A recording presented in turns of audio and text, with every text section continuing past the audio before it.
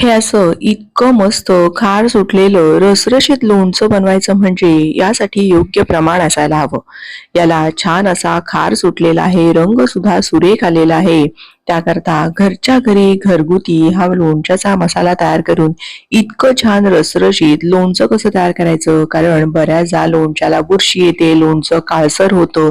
तर आज आपण एक सोपी पद्धत पाहणार आहोत. बरं, जर तुम्ही लोणचं विक्रीसाठी करणार असाल तर त्यासाठी कोणते प्रिझर्वेटिव्ह वापरावे, किती प्रमाणात वापरावे, मार्केट सारखं लोणचं कसं तयार करावं, या सगळ्या टिप्स मी या व्हिडिओमधून देणार आहे. नमस्कार, मी प्रिया. तुमच्या सगळ्यांचं खूप खूप मनापासून स्वागत. इथे मी अर्धा किलो या प्रमाणात ही राजापुरी कैरी घेतलेली आहे. कैरी दाबली की टणक असायला हवी आणि स्वच्छ धुवून पुसून कोरडी करून घेतलेली आहे. इथे जी आपण सुरी किंवा चॉपिंग पॅड जे काही साहित्य वापरणार आहोत ते कोरडं असायला हवं. कैरी चिरल्यानंतर ही अशी आतून पांढरी शुभ्र असायला हवी. दुसरी महत्वाची गोष्ट म्हणजे कैरी ही परिपक्व झालेली असावी. म्हणजेच काय, तर कैरीच्या आत बाठा अगदी टणक तयार झालेला असावा. म्हणजे हे बघा, तोडताना मला हे ना अगदी कष्ट पडतात. इतकी अशी छान कैरी तयार झालेली असावी. म्हणजे जी परिपक्व कैरी असते, जिची पूर्णतः वाढ झालेली असते, अशा कैरीचं लोणचं अगदी वर्षभरासाठी आरामात टिकतं. आता हे मी असे कैरीचे 2 भाग तयार करून घेतलेले आहेत. याच पद्धतीने आपण अगदी लहान लहान कैरीचे भाग तयार करणार आहोत. कैरीचं जेव्हा लोणचं घालतो त्यावेळेस उन्हाळ्याच्या शेवटी शेवटी किंवा अगदी जून महिन्याच्या पहिल्या आठवड्यात पहिला पाऊस पडल्यानंतर सुद्धा तुम्ही कैरीचं लोणचं घालू शकता. कारण पहिला पाऊस पडल्यानंतर वातावरणामध्ये थोडासा गारवा येतो आणि मग लोणचं तयार केलेलं खराब होत नाही. तर असं हे लोणचं आपण मे महिन्याच्या शेवटी किंवा जून महिन्याच्या पहिल्या आठवड्यामध्ये घालायचं आहे. म्हणजे ते वर्षभरासाठी अगदी व्यवस्थित टिकतं. आता या कैरीच्या मी अगदी लहान लहान फोडी केल्या आहेत, म्हणजे त्या पटकन मुरतात आणि मोठी फोड कधी कधी खाल्ली जात नाही, तर लहान लहान फोडी अगदी व्यवस्थित खाल्ल्या जातात आणि वाया जात नाही. आता इथे मी पोहे खायच्या चमच्याने साधारण 4 चमचे इतकं मीठ घेतलेलं आहे आणि हे आता आपल्याला या कैरीच्या फोडींना लावायचं आहे. आता आपण 1 चमचा मीठ इथे लावलेला आहे आणि अर्धा चमचा इतकी फक्त हळद लावायची आहे. आणि हे कैरीच्या फोडींना सगळ्या बाजूने लागण्यासाठी हे असं थोडंसं हलवून घ्यायचं आहे. बघा, सगळ्या फोडींना हे मस्त असं हे लागलेलं आहे. आपण सगळ्यात पहिली आणि महत्वाची चूक काय करतो, तर या कैरीच्या फोडी या भांड्यामध्येच ठेवतो आणि त्यावर हे असं झाकण ठेवतो. खरं तर मीठ आणि हळद लावून कैरीच्या फोडींचं पाणी निघून जाण्यासाठी आपण हे ठेवत असतो, पण आपण ही चूक महत्वाची करतो का या भांड्यामध्ये ठेवतो. त्यामुळे कैरीला जे सुटलेलं पाणी असतं ते या कैरीच्या फोडींमध्येच मुरलं जातं आणि मग लोणच्याला बुरशी येण्यासाठी हेच कारण फार महत्वाचं ठरतं. म्हणूनच आपल्याला एखाद्या टोपलीत किंवा जाळीच्या भांड्यामध्ये हे काढायचं आहे. बघा, मिनिटभरच फक्त आपण या भांड्यामध्ये ठेवलं तर इतकं हे मॉइश्चर जमा झालेलं आहे. हे पाणी निथळून जाण्यासाठी असं टोपलीमध्ये किंवा जाळीच्या भांड्यामध्ये हे ठेवायचं आहे. आता आपण दुसरी महत्वाची चूक करतो ती म्हणजे यावर हे असं झाकण ठेवतो. तर झाकण ठेवल्यामुळे कैरीच्या फोडींना ऊब धरते. तर तसं न करता याच्यावर एखादं सुती कापड ठेवायचं की जेणेकरून हवा खेळती राहते, कैरीच्या फोडींना ऊब धरत नाही आणि ना फोडी अगदी मस्त करकरीत आणि छान अशा कोरड्या राहतात. आता हे असं साधारण 8-10 तास असंच ठेवून द्यायचं आहे. तोवर इथे आता आपण लोणच्याचा मसाला तयार करूया. या वाटीने साधारण आपल्याला 1.5 वाटी इतकं तेल घ्यायचंय. 100 ग्रॅमची ही वाटी आहे. 1.5 वाटी म्हणजे 150 ग्रॅम इतकं हे रिफाईंड तेल घेतलेलं आहे किंवा दुसरं कुठलंही तेल वापरलं ना तरीही चालेल. तेल चांगलं कडकडीत गरम व्हायला पाहिजे. यामध्ये मी काही मोहरीचे दाणे टाकले तर ते बघा अगदी मस्त असे तडतडून फुलून वर आलेले आहेत, पण ते करपले नाहीत. इतकं आपल्याला तेल चांगलं गरम करायचं आहे. मी गॅस लगेच बंद केलेला आहे. थोड्याशा याच्यामधल्या वाफा जाऊ द्यायच्या आहेत. 1-2 मिनिट थांबायचं. त्यानंतर मी या खडे हिंगाची अशी साधारण 1 चमचाभर इतकी पावडर तयार करून घेतलेली आहे. खडे हिंगाचा स्वाद खूप छान असतो, बरोबरीने खूप स्ट्रॉंग असतं की जेणेकरून लोणच्याला सुवास खूप छान येतो. तर हे 1 चमचाभर साधारण आहे पोहे खायच्या चमच्याने. आत्ताच जर आपण यामध्ये हिंग घातलं तर ते करपेल. म्हणूनच आपण काय करायचं, थोडा वेळ वाट पाहायची आणि मग थोडंसं असं हिंग घालून पाहायचं. हिंग छान फुलतोय पण ते करपत नाहीये, याचाच अर्थ तेल आपलं परफेक्ट गरम आहे. अगदी उकळत्या तेलामध्ये सुद्धा हिंग घालायचं नाही, नाहीतर ते करपेल. आता बघा चमचाभर हिंग मी घातलेला आहे, पण ते करपलं नाही आणि छान असं फुलून वर आलं. याचाच अर्थ आपली ही फोडणी परफेक्ट तयार झालेली आहे. आता आपल्याला आणखीन थोडा वेळ वाट पाहायची आणि मग नंतर अगदी पाव चमचा इतकी हळद घालायची आहे. हळद सुद्धा घातल्यानंतर करपायला नको इतकं गरम तेल असायला हवं. फार कडकडीत तेलामध्ये हळद घातली तर ती करपेल, त्यामुळे अंदाज घेऊन नंतरच तुम्ही हळद यामध्ये घालायची आहे. आता हे तेल पूर्णतः कोमट होईपर्यंत आपल्याला हे बाजूला ठेवायचं आहे. तोवर आपण इथे लोणच्याचा मसाला तयार करून घेऊया. इथे मी जे 4 चमचे मीठ घेतलं होतं ते आता आपण थोडंसं गरम करून घेणार आहोत. गरम का करायचं? कारण जर त्यामध्ये काही मॉइश्चर असेल, ओलावा असेल, तर तो सगळा निघून जायला पाहिजे आणि लोणचं टिकायला पाहिजे. म्हणून हे असं चांगलं थोडंसं हाताला गरम लागेपर्यंत मीठ हे असं गरम करून घेतलं. त्यानंतर यामध्ये मी 1 चमचा बडीशेप, 7 ते 8 काळी मिरी, 3-4 लवंगा हे प्रमाण घेतलेलं आहे.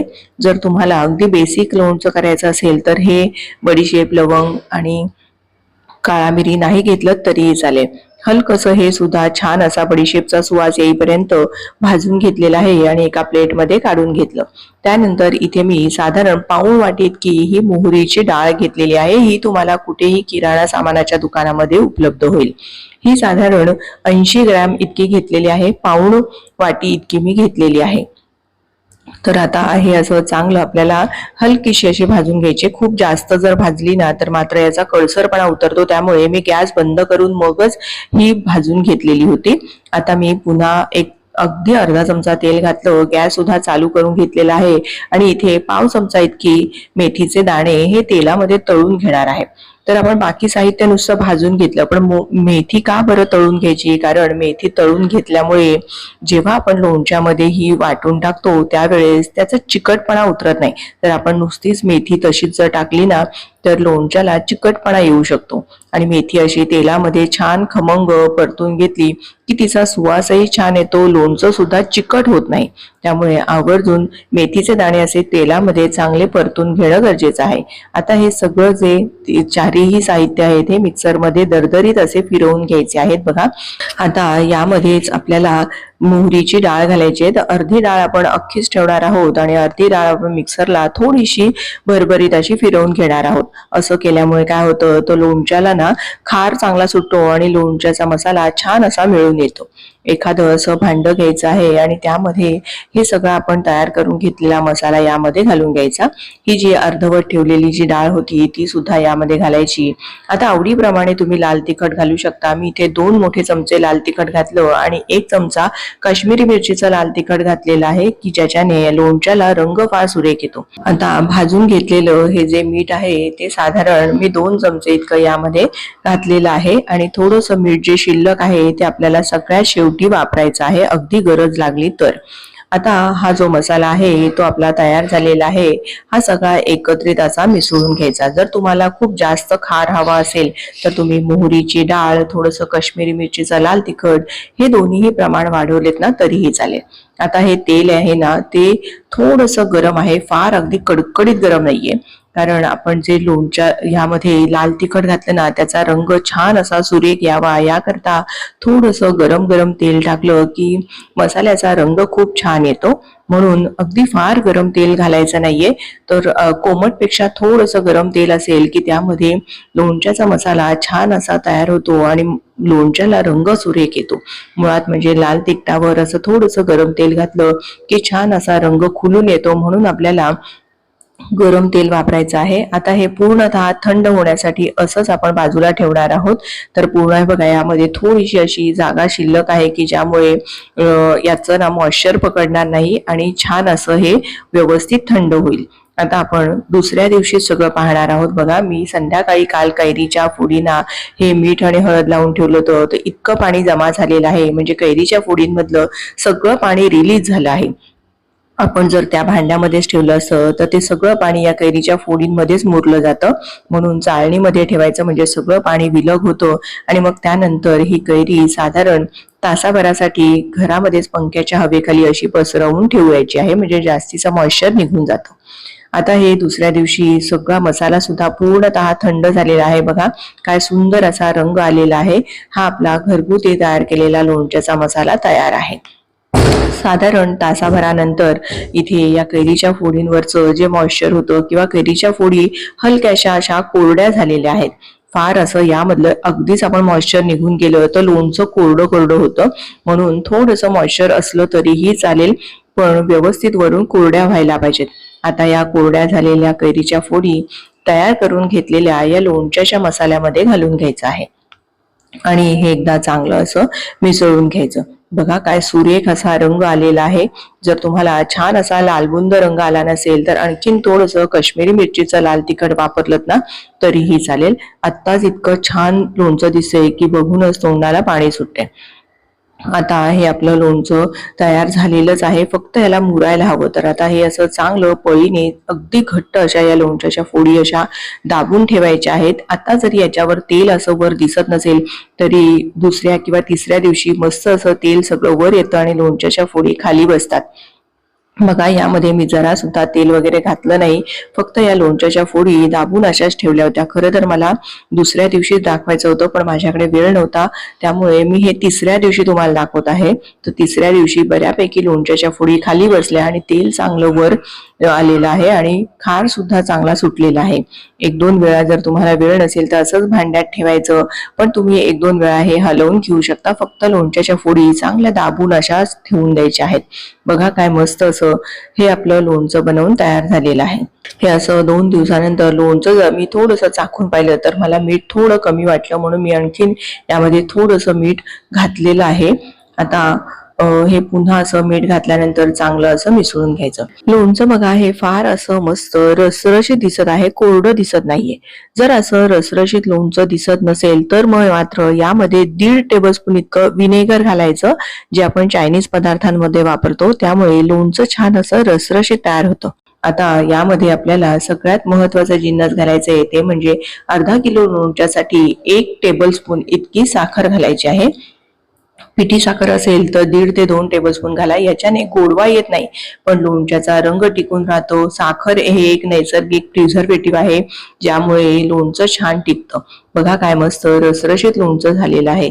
कैरीच्या फोडींमध्ये योग्य तितकं जर मॉइश्चर असेल तर रसरशीत लोणचं तयार होतं, पण जर कैरीच्या फोडी जास्तच कोरड्या झाल्या असतील तर असं छान रसरशीत लोणचं तयार होत नाही. तर अशा वेळेस जसं मी तुम्हाला सांगितलं की विनेगर वापरा, त्याच्यामुळे लोणचं रसरशीत होतं आणि लोणचं बराच काळ म्हणजे वर्षानुवर्ष टिकतं. आता हे स्टोअर करून ठेवताना एखादी काचेची बरणी स्वच्छ धुवून पुसून उन्हामध्ये वाळवून घ्यायची. त्याच्या तळाशी अगदी थोडंसं मीठ घालायचं आहे आणि मग हे लोणचं यामध्ये भरून ठेवायचं आहे.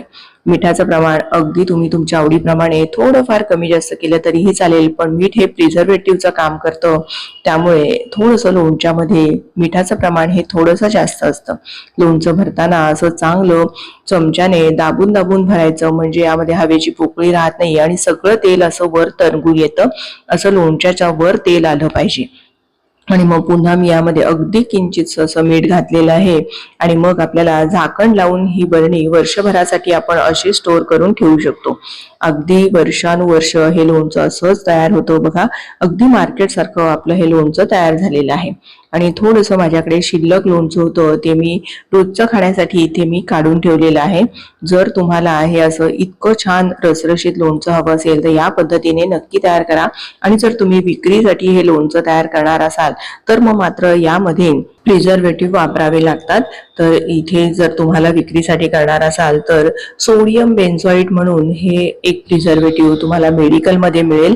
हे आपल्याला 1 किलो लोणच्यासाठी अगदी पाव चमचा इतकं, म्हणजे साधारण 1 किलोसाठी 1 ग्रॅम इतकंच आपल्याला हे सोडियम बेन्झोएट सगळ्यात शेवटी यामध्ये मिसळायचं आहे, म्हणजे लोणचं वर्षानुवर्ष अजिबात खराब होत नाही.